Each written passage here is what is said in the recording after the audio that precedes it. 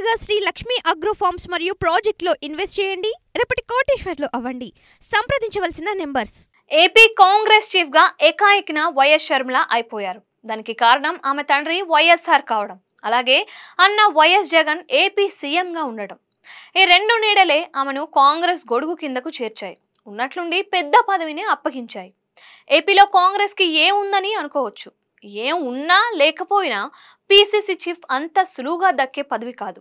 AP Congress నే నమ్ముకొని ఇంకా చాలా మంది సీనియర్ లీడర్లు ఉన్నారు. వారంతా మరే పార్టీలోకి వెళ్లేది ఉండదు. ఇక షర్మిలను ఏపీలోకి తేవడంలో కాంగ్రెస్ ఒక టాస్క్ ని సక్సెస్ఫుల్ గా నెరవేర్చుకుంది. అదే వైఎస్ జగన్ ని గద్దె దించడం. అధికారంలో లేని వైసీపీ నుంచి నేతలు వలసబాట పడతారని, కాంగ్రెస్ కి ఏదో నాడు వారంతా జమ అవుతారని కేంద్ర నాయకత్వం భావిస్తోంది. ఇక ఏపీలో వైసీపీ ఓటమి పాలైంది కాబట్టి షర్మిలకు అప్పగించిన రెండవ టాస్క్ వైసీపీ నుంచి నేతలను కాంగ్రెస్ వైపు మళ్లించడం. ఆ పనిలో షర్మిల ఎంత మేరకు సక్సెస్ అయ్యారు అంటే జవాబు ఎవరికి వారుగా తెలుసుకోవాల్సిందే. కాంగ్రెస్ ఏపీ పట్ల ఎంత ఫోకస్ పెట్టిందో అన్నది వైఎస్ఆర్ జయంతిని ఏపీలో గ్రాండ్ గా జరపడం, దానికి తెలంగాణ సీఎం రేవంత్ రెడ్డి సహా కీలక మంత్రులను నేతలను పిలవడం అన్నీ చూశారు. అంత ఖర్చు పెట్టి ఆర్భాటంగా కార్యక్రమాలు చేసిన ఒక్కరంటే ఒక్క నాయకుడు కాంగ్రెస్ వైపు చూడలేదు. వలసలు అన్ని టీడీపీ వైపుగానే సాగుతున్నాయి. వైసీపీ నుంచి ఇంకా ఏమైనా సాగితే జనసేన లేక బీజేపీ దిశగా వెళ్తున్నాయి. మరి లోపం ఎక్కడ ఉంది అంటే షర్మిల సింగిల్ పాయింట్ ఎజెండా నుంచి బయటకు రాకపోవడం వల్లనే అని టాకు. ఆమె ఎన్నికల నుంచి అధికారంలో ఉన్న వైసీపీని జగన్ని విమర్శిస్తే అది బాగా పండింది, హిట్ అయింది. కానీ ఇప్పుడు ఏపీలో వైసీపీ విపక్షంలో ఉంది. దాంతో రూటు మార్చాలి, వ్యూహాలు మార్చాలి. కానీ షర్మిల పీసీసీ చీఫ్గా ఉంటూ సొంత అజెండాను, వ్యక్తిగత వైరాన్ని ముందుకు తెస్తున్నారని కాంగ్రెస్ నేతలు గుసగుసలు ఆడుకుంటున్నారు. దాని వలన వైసీపీ నుంచి వలసలు రావడం లేదని టాకు.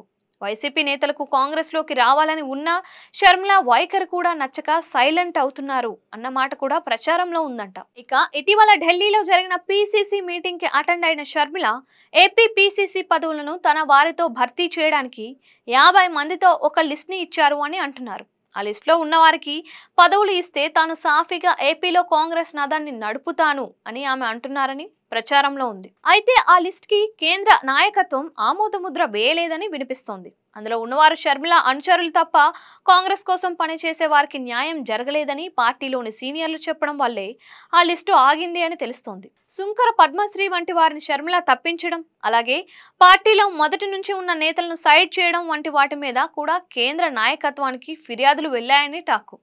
దాంతో 4 రాష్ట్రాల ఎన్నికల తరువాతనే ఏపీ పీసీసీ పదవుల భర్తీకి కాంగ్రెస్ ఆసక్తి చూపిస్తుందని ఢిల్లీ న్యూస్. ప్రస్తుతానికైతే షర్మిల పీసీసీ చీఫ్గా ఉన్నారు. మిగిలిన కార్యవర్గాన్ని నియమించాల్సి ఉంది. మరి ఆమె మాటకు ఓకే అని కాంగ్రెస్ అధినాయకత్వం ఆమె చెప్పిన పేర్లకు ఆమోదముద్ర వేస్తుందా, లేక అందరి అభిప్రాయాలను తీసుకొని ఒక సమిష్టి నాయకత్వానికి గుర్తుగా లిస్టు ప్రకటిస్తోందా అన్నది చూడాలి. ఏది ఏమైనా కాంగ్రెస్ కేంద్ర నాయకత్వం మాత్రం సమిష్టిగానే ఏపీ కాంగ్రెస్ ముందుకు సాగాలని కోరుకుంటోంది.